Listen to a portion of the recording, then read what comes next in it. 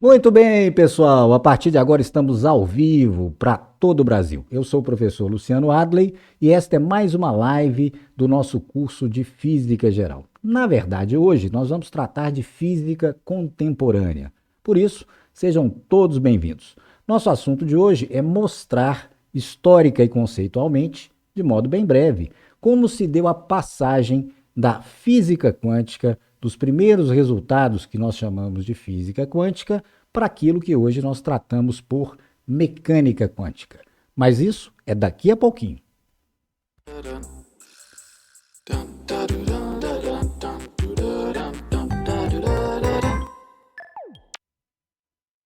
De volta com você, pessoal, e é isso. Hoje nós vamos tratar da transição da velha física quântica para aquilo que hoje nós chamamos de mecânica quântica. E para começar, nada mais sugestivo e apropriado do que essa foto. Provavelmente a maioria de vocês já conhece. Quem estuda física há algum tempo, muito provavelmente já se deparou com essa imagem número 1. Essa imagem número 1 retrata a famosa, histórica Conferência de Solvay, que foi realizada em 1927. E se você reparar com atenção a foto, você verá que praticamente todos que estão aí nessa foto já tinham sido laureados com o Prêmio Nobel. Um ou outro não. Portanto, foi uma conferência de altíssimo nível de competência em física teórica e física experimental.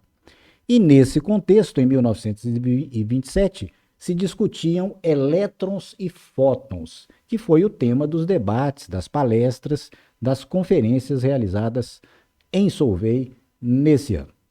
Pois bem, a velha física quântica representada nessa imagem pode ser sintetizada em pelo menos 6 relações bem gerais que a maioria de vocês certamente conhece.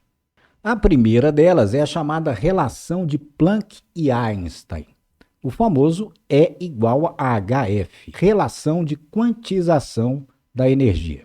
A gente sabe, vocês já estudaram certamente, que ela foi empregada por Bohr em 1913, quando ele propôs o seu famoso modelo das órbitas e das transições entre órbitas, graças aos pacotes de energia ou aos quanta de energia que Planck e Einstein caracterizaram como E igual a HF.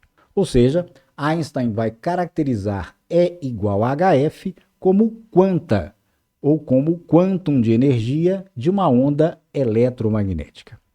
Uma segunda relação muito importante desse período é a famosa relação de de Broglie. De Broglie publica originalmente em 1924, aproximadamente, um trabalho em que ele propunha a possibilidade da existência das chamadas ondas de matéria. E essas ondas de matéria teriam um comprimento de onda lambda que seria dado como h sobre p.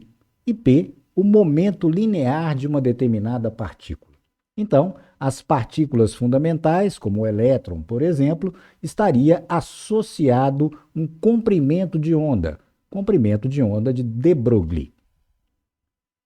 Um outro resultado fundamental, esse baseado nos dois primeiros, especialmente no trabalho de de Broglie, é exatamente a famosa, universalmente conhecida, por quem estuda física, equação de Schrödinger.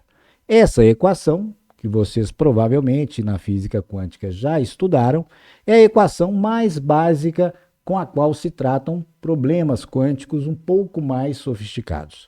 E vocês devem ter resolvido o seguinte problema. Dado um potencial V de x, encontrar, a partir de certas condições de contorno, qual é a função de onda que descreve quanticamente o comportamento de uma determinada partícula que esteja confinada sob a ação de um potencial V. Aí existem diversos potenciais que são estudados tradicionalmente. O famoso poço quadrado infinito, por exemplo, é um que vocês devem ter estudado lá na física quântica. A nossa quarta relação, que representa a primeira fase dos resultados teóricos e experimentais da física quântica é exatamente esse. Módulo de π ao quadrado representaria a densidade de probabilidade relativa à possível localização de uma partícula que esteja confinada sob um potencial V de x. Esse resultado foi proposto por Max Born e ele é o primeiro resultado que associa determinadas relações estatísticas ao comportamento quântico. Born, então, propõe associar não a função de onda em si, mas o seu módulo quadrado, a esse resultado, densidade de probabilidade. Nossa quinta relação característica desse período, chamado período da física quântica, é exatamente o produto ΔX ΔPx maior que H cortado sobre 2. Você se lembra desse resultado? Esse resultado é chamado tradicionalmente de princípio da incerteza de Heisenberg. E ele foi obtido a partir de uma série de considerações não vinculadas a uma postulação mais geral. É um princípio. Nessa época, essa relação de Heisenberg é conhecida como princípio da incerteza. Nós veremos mais adiante no nosso curso, com a formulação mais contemporânea da mecânica quântica, que esse é um resultado que pode ser rigorosamente demonstrado dentro de um suporte teórico-matemático que é construído depois desse primeiro período.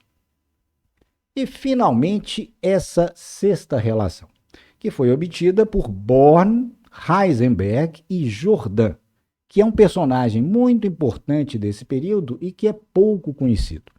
Esses três publicaram alguns artigos e demonstraram e argumentaram fisicamente que o produto de uma coordenada pelo momento linear associado a essa coordenada, x e px, na ordem inversa, a diferença entre esses dois produtos sempre seria igual a IH cortado.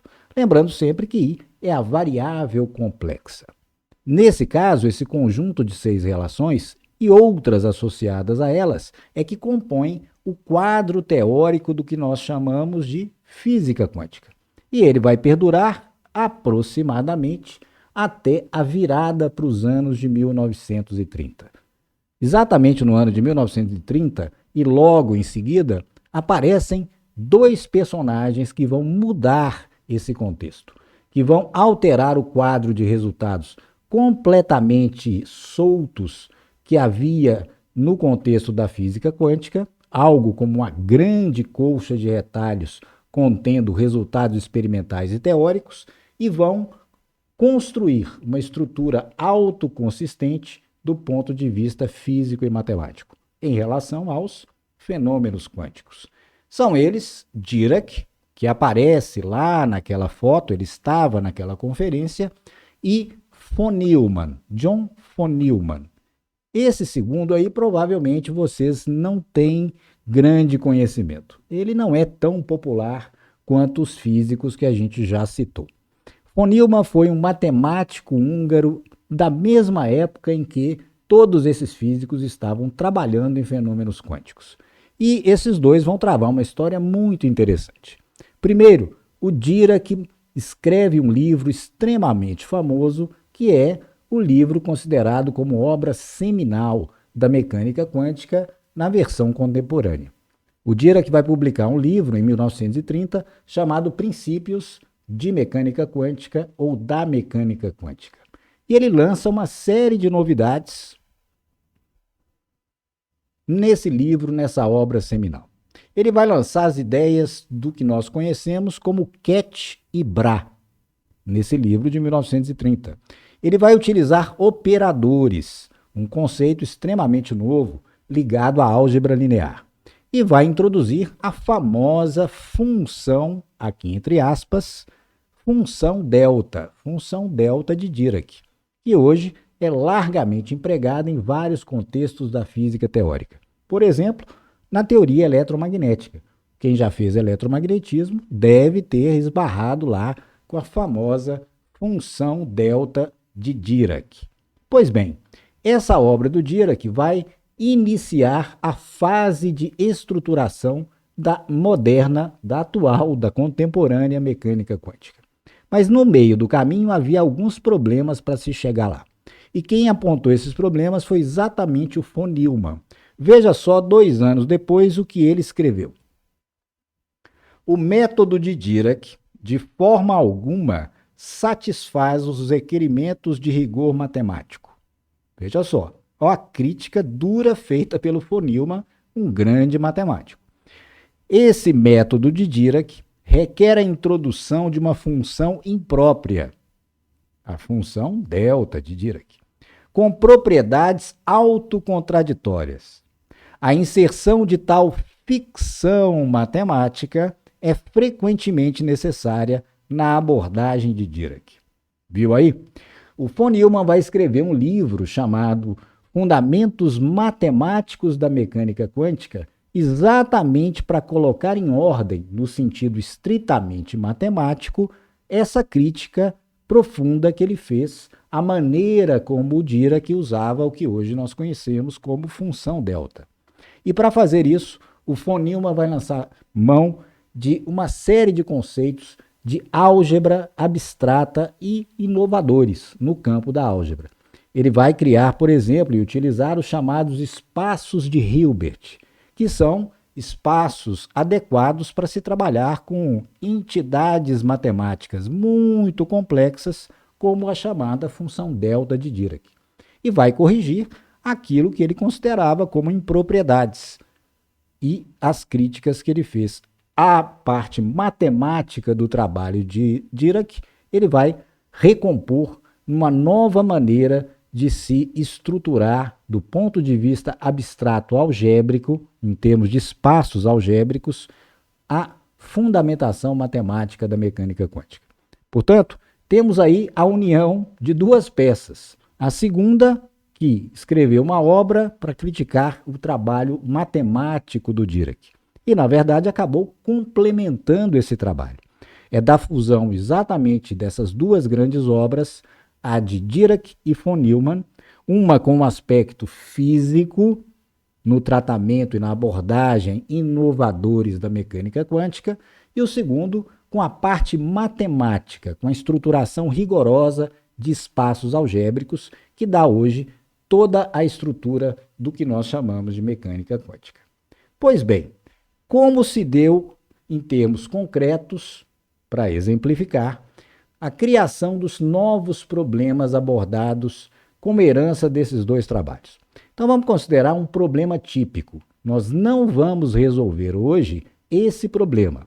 Nós vamos apresentá-lo para que você comece a se familiarizar com essas 2 abordagens. A novidade físico-matemática trazida por Dirac e von Neumann. Vamos considerar a seguinte situação. Nós queremos criar um modelo simplificado, do ponto de vista da mecânica quântica, de uma molécula de H2+. Pense aí.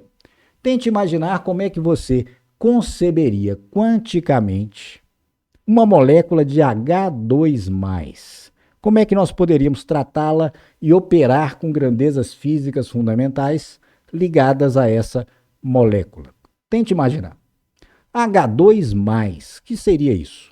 H2, 2 núcleos de hidrogênio. Então teríamos, veja lá, núcleo 1 e núcleo 2. Núcleo de hidrogênio 1, núcleo de hidrogênio 2. É um possível modelo bem simplificado. Mas não nos esqueçamos, esse mais aqui indica que esse conjunto tem carga elétrica. Nesse caso, ele teria uma nuvem eletrônica de apenas um elétron. Lembrando que, normalmente, o H2 sendo neutro, teríamos, então, 2 elétrons. Nesse caso, H2+ significa que essa molécula tem apenas um elétron. E como estaria esse elétron em relação aos 2 núcleos? Se nós usarmos a velha ideia de nuvem eletrônica, teríamos várias possibilidades. Uma primeira seria essa. Veja lá. Essa primeira possibilidade em que a nuvem eletrônica está vinculada ao núcleo 1, nós vamos chamar de estado alfa. Uma segunda possibilidade, naturalmente, é a nuvem eletrônica estar, em determinado instante, vinculada ao núcleo 2. Esse seria o nosso estado beta. Pois bem, na nova linguagem que Dirac e von Neumann vão propor, como representaríamos esses dois estados? Quais seriam as possíveis representações dos estados alfa e beta? Veja lá. Dirac proporia o seguinte: vamos representar o estado alfa por esse símbolo. Esse símbolo nós veremos mais adiante, que é um exemplo de ket. Isso para o Dirac é um ket, é um vetor de estado, na linguagem própria da mecânica quântica.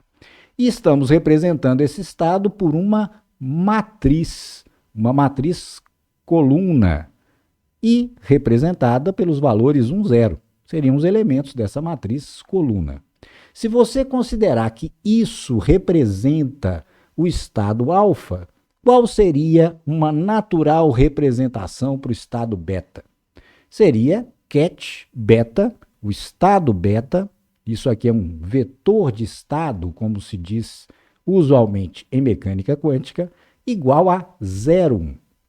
Observe, então, que com essas duas matrizes coluna, nós conseguimos, dentro desse novo contexto, dessa nova notação proposta por Dirac e von Neumann, caracterizar dois estados possíveis dessa molécula. Mas aí vem a pergunta: e caso a nuvem eletrônica não esteja, num certo instante, vinculada nem a um núcleo nem a outro? Como faríamos a representação? Então, observe que podemos designar por alfa e beta dois estados do sistema quando a nuvem eletrônica estiver vinculada aos núcleos 1 e 2. Queremos agora uma outra situação. Para isso, precisamos considerar que esse par de vetores de estado, ou kets, na linguagem proposta pelo Dirac, é o que se chama de base canônica para a descrição do estado do sistema. Base é um conceito de álgebra linear, de espaço vetorial. Uma vez que é razoável esperar que os demais estados possíveis da molécula, quando a nuvem eletrônica não se vincular a nenhum dos núcleos, mas for compartilhada por ambos, poderá ser expresso, esse novo estado, como uma combinação linear adequada de alfa e beta. Por exemplo, veja lá, numa situação mais geral em que a nuvem eletrônica não estiver nem vinculada a um núcleo nem a outro, nós consideraremos, como Dirac sugere, uma superposição de estados. Nesse estado, que é uma superposição dos dois primeiros, nós poderíamos representá-lo por uma combinação linear de alfa e beta. Como seria uma possível combinação linear de alfa e beta? Veja lá. O ket agora, S0, o vetor de estado S0, poderia ser, por exemplo, 3/5 alfa mais 4/5 beta. Essa expressão agora representaria o estado superposto em que a nossa molécula se encontra. Então, essa é uma forma introduzida por Dirac de representação de estados quânticos e da superposição de estados fundamentais. Nesse caso, então, o que quanticamente, dentro do contexto da nova mecânica quântica, nós poderíamos investigar?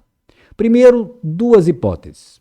Em laboratórios do mundo inteiro, suponhamos que no instante t igual a 0, 1000 físicos experimentais tenham preparado, isso é uma linguagem característica no meio da mecânica quântica, moléculas como aquelas de H2+, todas essas 1000 moléculas no estado quântico inicial seguinte: S0, 3/5 alfa mais 4/5 beta. Então vamos modelizar o problema. Veja lá.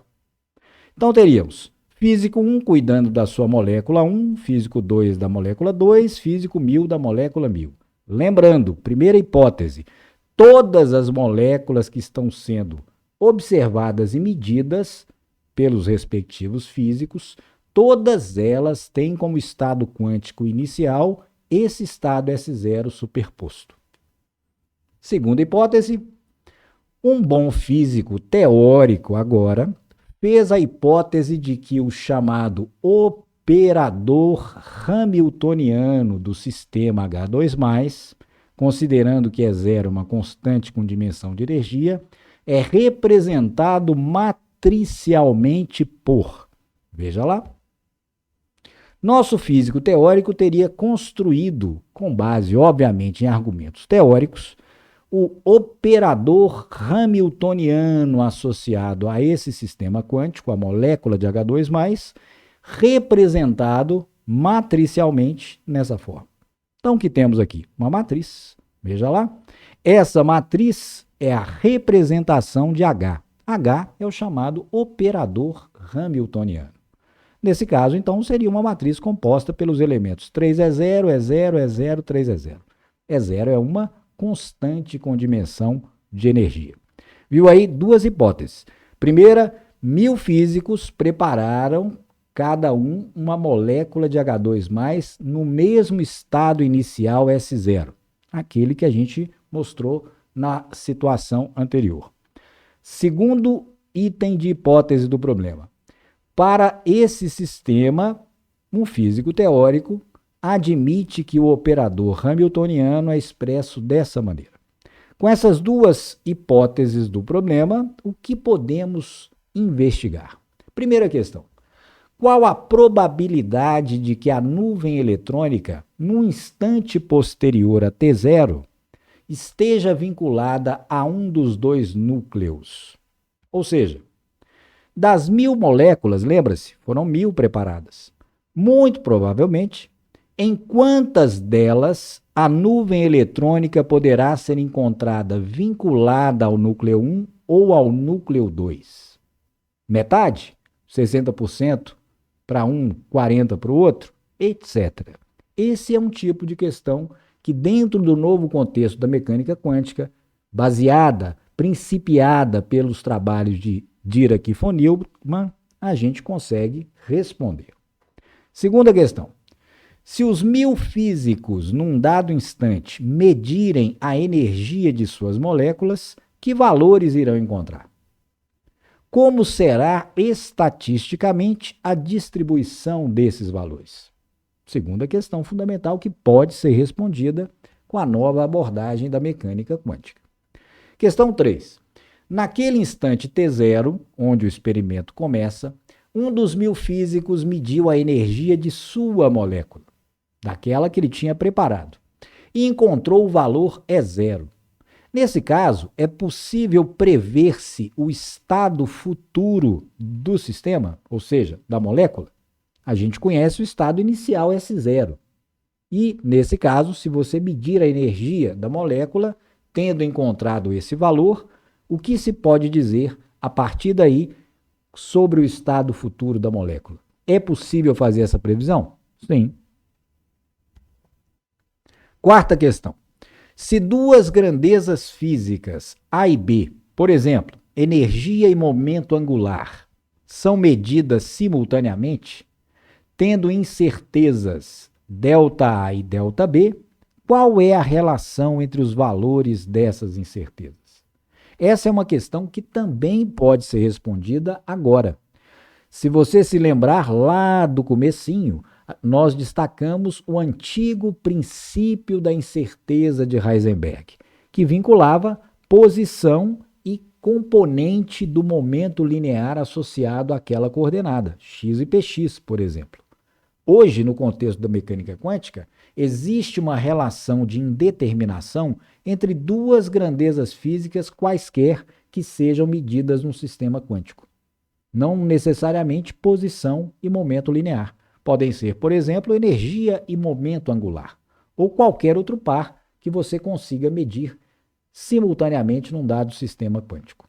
É possível demonstrar que entre essas duas grandezas, sejam elas quais forem, há uma relação de indeterminação, não apenas entre posição e momento linear. Novidade trazida pela obra lá do Dirac e von Neumann, consequência delas na verdade.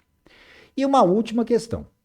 Se nenhuma medição ou perturbação, como costumamos dizer, for realizada no sistema, pode-se prever como será a sua evolução temporal e quais serão os possíveis valores e probabilidades correspondentes das grandezas físicas relevantes do sistema? Ou seja, se a partir daquele instante inicial nenhum dos físicos interagir com o sistema, não fizer medida e nenhum outro tipo de excitação externa, como o sistema vai evoluir? É possível prever isso? Sim, dentro do novo quadro teórico, hoje chamado de mecânica quântica, é possível fazer esse tipo de previsão ou de resposta. E tudo isso, como vocês viram, utiliza na sua expressão e operação, em grande parte, conceitos da álgebra linear. Por isso é que a linguagem natural para se tratar os problemas como esse que eu exemplifiquei, de mecânica quântica, são baseados na estrutura matemática da álgebra linear. Notadamente, os espaços algébricos, espaços vetoriais, que trataremos nas nossas próximas aulas. Muito bem, estudante. Então, gostou do vídeo? Se sim, deixe o seu like, compartilhe e, se não é inscrito, inscreva-se no canal. Então, até a próxima live, a nossa próxima aula e bons estudos!